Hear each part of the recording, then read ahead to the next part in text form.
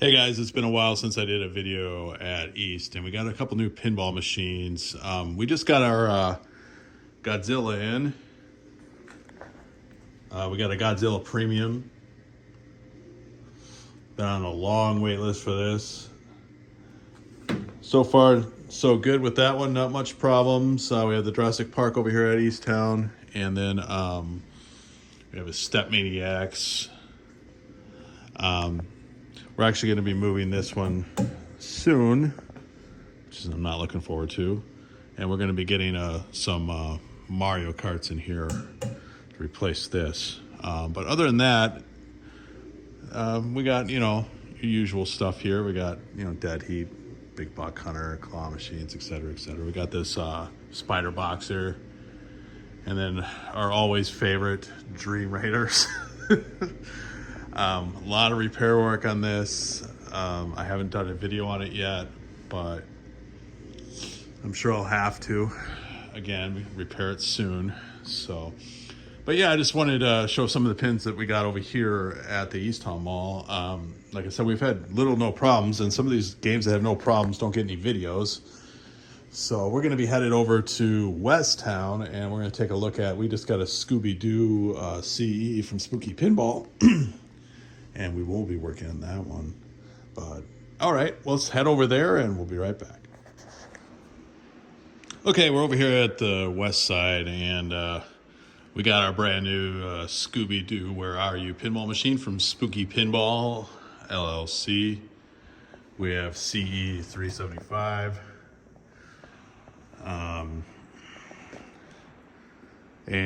So far, so good, I believe. We've had, I know there's been a lot of speculation, and there's been a lot of problems listed on Pinside, and we experienced our fair share as well, but it's a mixed bag, so I'm going to get into it here. One thing I'm going to show you is we got about 5 or 6 games in, and there's an orbit that's underneath here where there's a magnet that diverts it into a subway, and the ball was getting stuck in the subway because parts had fallen in there. Just for the record, this game was picked up by us. We did not have it shipped, so it couldn't be a shipping issue. But parts falling off is pretty common. And I honestly don't even know where they come from. So we'll look at that in a minute. But I like this game better than I thought I would, from a gameplay standpoint. I actually didn't play it before I purchased it. The theme is pretty popular, with the children and stuff. So as long as it holds up, we'll be okay. I mean, there's good and there's bad. So let's get into the bad. I'm gonna pull the playfield up here. We'll take a look at those parts that fell out and see if maybe we can source them. We'll get into their technical support and software and all that stuff too. But for the most part, I think where this game really is probably being held back is in the software that's in this game currently.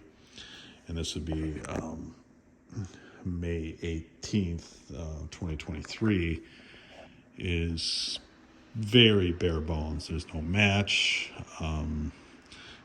There's really no decent ball search.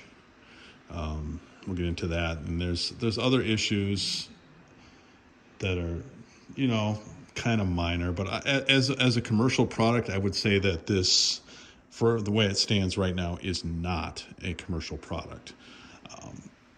Just from the fact that it's just little things on the back. There's no serial number. There's no, manufacturer tag.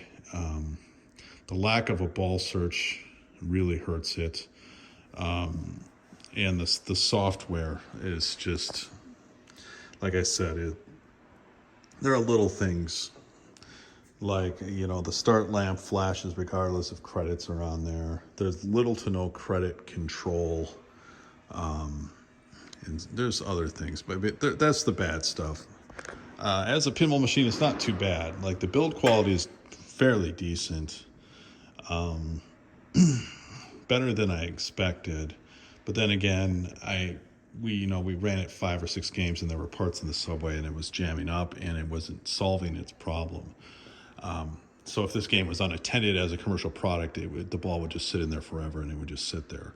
And it doesn't eventually kick another ball out and say one ball's missing like a Stern would or any other commercial game. So let's lift the play field and see what's going on underneath there, if we can see where the parts are coming out and how hard it would be to get them out of the subway if that's where they fell into. So let's do that right now. All right, we got the play field lifted up. And the parts I found in the bottom were these hex spacers. And they were in this subway here. And they eventually did come out on their own down there. Through this hole here, must have fallen out the side. So, and that was causing the ball to stick there for whatever reason. It looks like if we had to take this subway off, it actually isn't too hard. It's just some screws and it comes right off. It's not attached to the vuck, it looks like. So there, I'm not sure exactly where those spacers came from. As you can see, we got a hodgepodge of wire in here.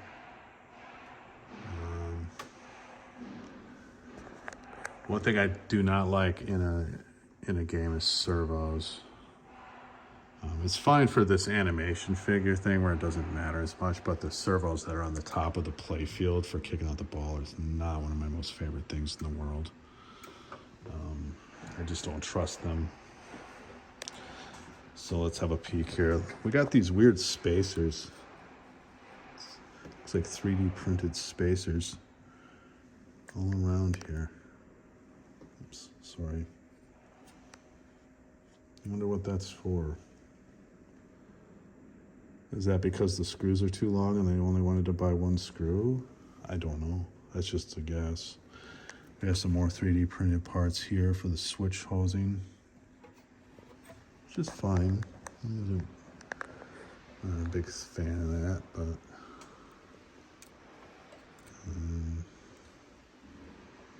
a couple of light boards here. Just kind of, yeah. One thing I will say about this game is that the flippers are actually really good compared to like a Jersey Jack or even Chicago Gaming Company. I would say they're very strong. They almost look old school in nature the way they get it wired here. That's bizarre. Oh yeah. I've heard there's issues with the EOS. If the EOS doesn't work correctly, there might be issues with the board. Now, I have yet to experience that, but I can tell you that these EOS switches are normally open and then they close, which is generally not the way you want to do it in case of a failure, but we will see. Overall, it's a fairly simple game. Ain't a lot going on. Here, another fuck right there.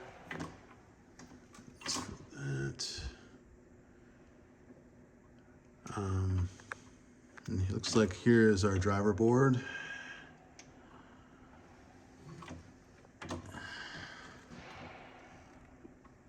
You can see there's surface mount MOSFETs on there. I got some switch inputs. One thing I don't like is all the wiring is the same, and they have stickers. Not horrible, but not the greatest. An awful reliance on, I got some hand cut connectors here. This is fine. It's kind of, there's some serious jank in this game. There's some lovable jank. It's not horrible.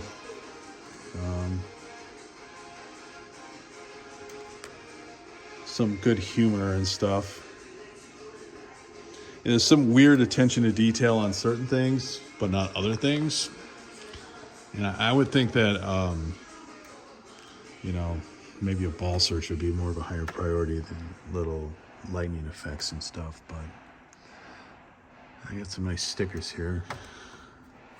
Probably because you can totally misplug in any of these wires. So you can see nothing is dumber proofed. I mean, idiot proofed here. So you got to be careful when you unplug stuff in this game, that you can plug things in wrong. Hence all the labeling they got. So here you'll see there'll be a sticker that says jam. That's for this, for jam. Assuming that's the opto for the, if there's a stacker in the ball trough.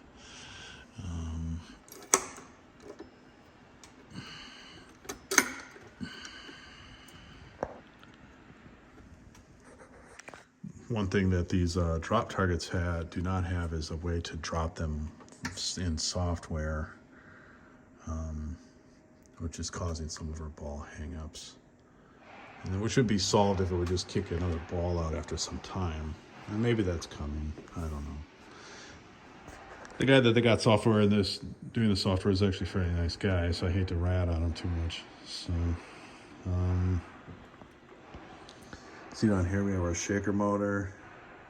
It's just standard audio amplifier. One thing I did notice with this game is that the volume levels tend to fluctuate.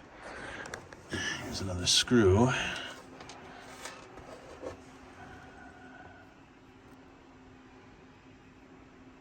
We'll add that to the box of who knows where that came from.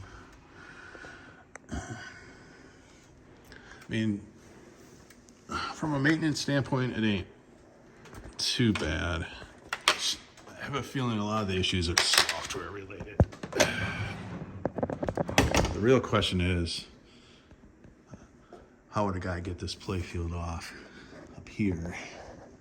How hard would that be?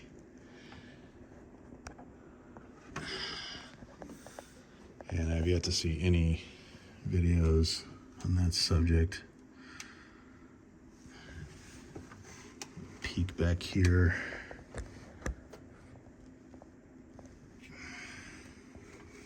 I wonder if that spacer came from right here. I don't know. Honestly, when we got this game, it was folded up and on its back. I mean, it was folded upright, so there's a chance those spacers could have rolled into that subway from anywhere. You can see it's okay. I've had this hit the glass for some reason. It just seems really wonky. I didn't catch it. I just heard it. I don't know why. You can see the upper play field. Maybe that spacer came from this thing. No. You know, parts falling out these days in a pinball machine is fairly common, though, so I'm not really going to rat on them too much for that. And for all I know, those could have been extra parts that someone left to lay on the playfield. I don't see anything that jumps out at me as... You see this playfield's dirty, too. And it's like factory dirt. We didn't clean it either. Yeah, it's definitely got something all over it.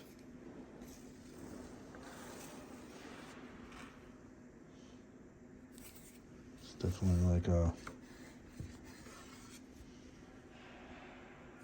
sawdust or something. God, I hope it's not from these flippers up here. We'll tackle this bridge when I come to it. Sorry about that. Yeah, there's definitely... This playfield is dirty. I think we're going to give it a quick once over with the cleaner. I hope it's not from something already that's Typically I don't clean them right away. Yeah, it's definitely some dirt. So make sure if you get one of these, you clean it before you even operate it, apparently. I hope something's not grinding. Another thing is there's like this ball trough thing that's underneath here for the mystery machine, and that goes into God knows where. And it don't look like it's easy to get to if they get all jammed up in there. So maybe it would be good for Spooky to make a training video on how to take off this upper playfield. And maybe it's really easy for all I know. But I have no manual. That's why I said this is not a commercial product. I have no manual. No way of knowing exactly me or any other technicians as to. This looks like it just sits in this thing.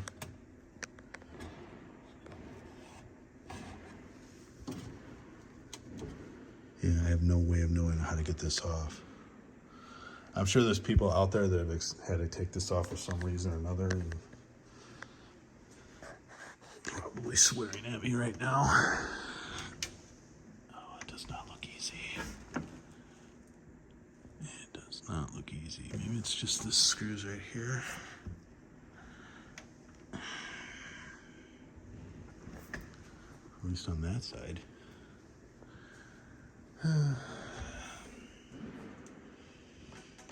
Yeah, I think for a playfield that's this large and on top, they should really have something for us to get in there easier. And maybe just to get to the flippers, we can work on it from here. No, not really. I don't see any way. You have a peek underneath there.